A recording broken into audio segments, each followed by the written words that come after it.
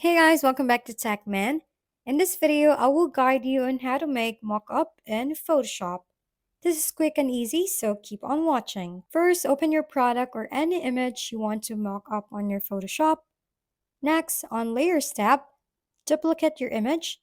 Then click this object selection tool on your left and outline your product. After that, click on Mask over here.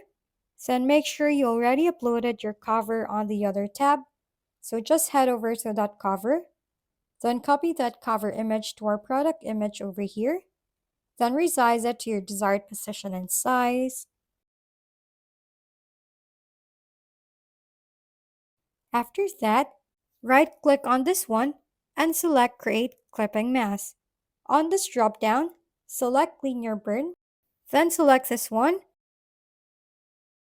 If we've been helpful, kindly give us a thumbs up. And don't forget to hit the subscribe and bell button for more contents. For any questions and suggestions, comment down below.